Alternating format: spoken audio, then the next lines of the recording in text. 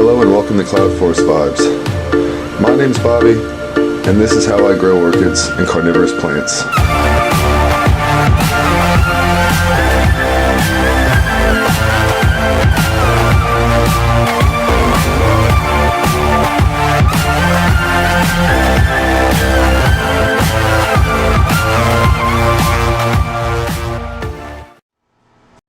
Hello and welcome to Cloudforest Vibes. So today I've got an awesome unboxing again from the Tarzane Group. I got these plants from them last week and I am extremely excited to open it. One of the plants in here is one of those ones that just kind of sits with you. I saw it for the first time about a year ago. It went on my list and I don't know why, but for some reason I've just passed it over and passed it over. And it was on the Tarzane website a few weeks ago, and I really thought I missed out on it. I put it in my basket, I took it out of my basket, and I ended up not getting it in my last order. So I am extremely excited to have that plant as well as the others in this box. I have been looking at all of them for a little while, and I finally pulled the trigger on each and every one of them. One of the orchids in this box was specifically recommended to me after I did my last unboxing and bought my last plants from them by the Tarzane guys, and that's also going to be a really special one in this box. So without further ado, without further anticipation, we're going to go ahead and get this thing open and get these plants out of here. Success. Here we go. I'm going to get everything out of here as usual, and we'll go ahead and take a look at it once it's on the table. I have everything out of the box and I'm going to jump right into it. I'm going to go ahead and open this one first because this is the only one that doesn't have a tag on the outside, and I kind of forgot what I bought. So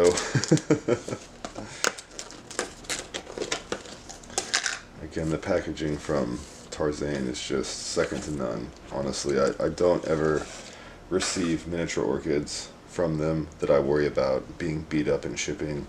The only issue I've ever had was ordering my plants at the wrong time of year, and my own stupidity ordering them in 90 and 100 degree weather has caused a few issues. But as far as the way they were packed and the care that was put into them, you just don't have any issues with them. They put hot packs, cold packs, whatever they need to do inside the box to get it to you. I know they exclusively ship with FedEx, which I've mentioned before is a very important thing to me, and they have made the switch because it's just a better experience. If you guys order orchids, I tell you right now, USPS is probably the most hit or miss thing on earth when it comes to buying orchids. Your orchid supplier can be fantastic. USPS can ruin a fantastic orchid supplier's reputation because of their lack of effort and care with their packages. I hate to say, anybody who ships with FedEx is going to get you their orchids in better condition. It's just what I prefer. If I see somebody ships with FedEx, I am more highly likely to buy orchids from them than anybody else. Anyhow, this plant, I'm not going to call it a replacement yet because I haven't quite killed the other one, but this plant is a duplicate, we'll call. Oh geez. And I'm very excited about it. If you guys follow my tank or my channel at all, you guys know that I've had some issues recently with my Lepanthes helicocephala. It is one of my absolute favorite Lepanthes. It is the most floriferous Lepanthes that I have by far. So I think what happened was in the wintertime it stayed too moist for too long. I had some very bad root issues and the plant just lost all its strength. It's one that blooms constantly year-round. It's a great example of why you would want to grow Lepanthes if you're an orchid lover. And I think what happened was it's a hot to intermediate grower, and I let it get a little too cool in my environment and stay moist for too long. I think it can handle the temperatures, but I think this plant in the wintertime needs to stay a little bit drier than I kept it. So being a hot to intermediate grower, I feel like this plant perhaps got too moist for too long the media started to go off, which is another thing that I really try to take care of with my Lepanthes. Quite often the media is so important with these guys. If you're going to keep a few factors in mind, the most important 3 factors I would say for growing Lepanthes, it's going to be your media. You want your media to be suitable. You do not want your pH to go off too far. You do not want it to go sour, and you want to make sure that it doesn't retain a lot of salt. Your second most important factor with Lepanthes, I'm going to say, for me at least, in my experience, is humidity. If you're going to grow these plants, you want to make sure that you keep 80% to 90% humidity at all times, if not better. And the third most important factor with these guys, I'm going to say, is making sure they have airflow and air to their roots. So if you take care of these 3 factors with these plants, you're going to have to tinker with your situation. Everybody's grow environment is different, but I'm telling you right now, if you can make sure you monitor the media, the airflow, and the feed levels, that is your perfect baseline for starting to have successful and healthy Lepanthes. They do like to grow moist, but not too moist. It's kind of like a Masdevallia. Again, most of the plants in the Pleurothallus or Pleurothalid genre, they do enjoy moisture, but they do not want to be too wet. They're very sensitive to that kind of thing. Feed levels, you want to keep your feed levels low but often. So if you can grow Masdevallias, you can definitely grow Lepanthes.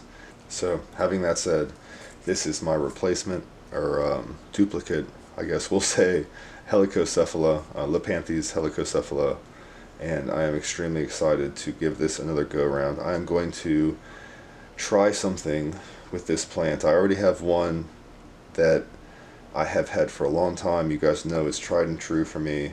I suffered some issues. I've got it growing the way I've always grown it, so it has grown a new growth from one part of it, but it is still struggling. So I'm going to keep it doing what it's doing, and this guy is going to get treated a bit different. I'm going to keep it a surprise for now. I'm in the middle of some different projects with different medias and whatnot, and this is going to be a part of those projects. I'm going to try something new with this Lepanthes, so that is to come. Anyhow, I've gone on long enough about this plant. I'm very excited to have it back in a very healthy looking form. We've got spikes, we've got growths. That is my new Lepanthes helicocephala from Tarzane. The next plant that I'm going to unbox is going to be this one. So give me a moment, let me get this tape off, and we'll be right back. Alright, so this next plant, the first time I ever saw this plant was on Roger's channel. And you guys might know that I love Sophronites, so this is another Sophronites I'm going to finally add to my collection. And this is Sophronites breva pedunculata. So really nice looking little plant here. Lots of strong looking little growths on it, and let's see, at least one new growth on it. I'm gonna have to examine it in better light. I can barely see in here as well, so that is that's awesome. It's a cool to intermediate grower. It likes bright light, and it's from Brazil, just like I think all of the other Sophronites species. I might be wrong on that, but I know most of them come from Brazil, so that's exciting. Sophronites, again, if you don't know the genus for some reason, they are very familiar for having a very bright red, beautiful flower on them. So this is another one of them. There's a couple more species I have to get in my collection for sure.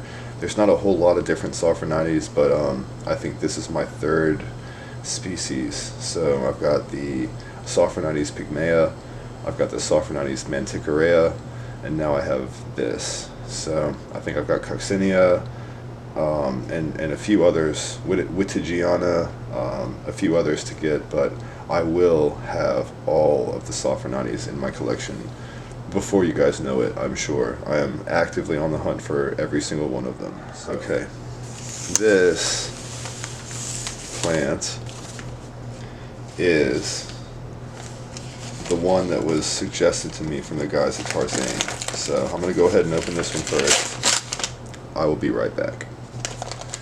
Okay, so this plant was, like I mentioned before, suggested to me by Tomas and Yair from Tarzane after I had my last order. So I added a new genus to my collection. I added a Sologeny for the first time ever, and I absolutely love it.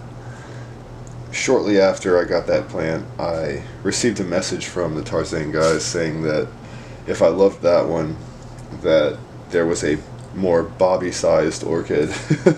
I hear that a lot lately.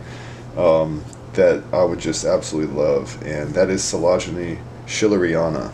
It's a hot to cool grower, and it lives in bright shade, so I am really excited to get this in my tent. It definitely needs a decent watering, and this and the cousin of it that I have, they are going to get dealt with here very soon. I'm going to have to do, I guess, a Sologeny remounting or repotting, whatever I end up deciding to do with them. Sologeny or Sologine, I don't know how to actually pronounce this. They pronounce it Sologine, and I pronounce it Sologeny. So whatever it is amazing, and I am extremely excited to have it in my collection. Thank you guys.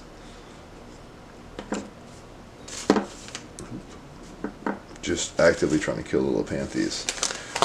Anyhow, this is my last plant, and before I do anything else, I'm just going to get this thing out and we're going to have a chat. This one is the one that I think is really special. Okay, so this is the plant that kind of started this order off. I've been looking at this plant for quite a while. It's been on their site a few times, and this past time, again, I saw it, I just toyed with the idea of it, and I felt like I really missed out. So I feel very lucky, to say the least, to have gotten this plant from them. This is Barkeria palmeri. This is a Mexican orchid. It's deciduous. It grows hot to intermediate, and it thrives in bright light. I'm going to say this is the first plant I've gotten from these guys that has styrofoam in the little net pot. So I'm going to go ahead and say that means this plant does not want to stay wet for any kind of amount of time, and it's going to get mounted accordingly, probably on a bare piece of cork. So Barkeria palmeri, I'm going to go through and see if I can find some images of these plants that I'm going to be able to use. Hopefully I can, and I can show you guys just how special these are. But for now, we're going to go ahead and move into the grow room and take a look at these guys under better light, just like we always do. So we are back in the grow room with the plants that we just unboxed from Tarzane, and the first one that we're going to look at is this. This is our new Sophronites breva pedunculata, and as I mentioned, this is a great looking plant. We've got some active roots on this thing. We've got new growth on this thing, at least one, like I said, and most likely more to come. It looks like it has 1, 2, 3 directions of growth, and we will see if that does them better, because we're going to get this thing in a very nice environment for it here very soon. The next plant we'll take a look at, this is the Barkeria palmeri. This is the one that I really find special. It's just got beautiful blooms, and it's just a neat little plant. It grows in a neat way. I guess this is the one again that is attached to styrofoam in its pot, so it's going to be a really Cattleya-like, or maybe even Tolumnia-like dry grower. It's going to want a really fast wet-dry cycle, it seems.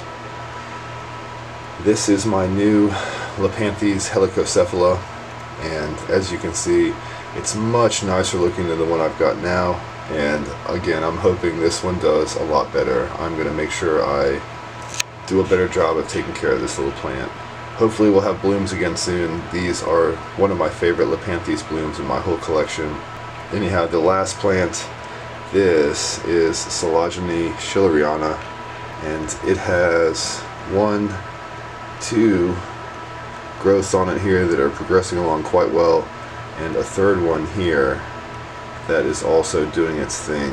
So I'm going to go ahead and get these guys watered and put back in their respective places, at least for the evening, until I can get them all mounted up and in their final places. So that's my video for today, guys. Again, thank you so much for watching. I appreciate each and every one of you. I've gotten lots of new subscribers lately, so again, welcome to all of you guys, and thank you so much for being a part of my channel. We're almost to 1,000. I think here in the next couple weeks I will be announcing my next giveaway, and hopefully I can give back to you guys a little bit for everything that you guys do for me. So until next time, thank you guys so much for watching. I really do appreciate it.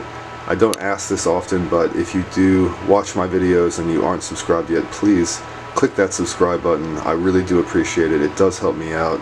More than anything, what I really want is to be able to do live videos so I can interact one-on-one with you guys, and who knows, you guys may even get to see me on video one of these days.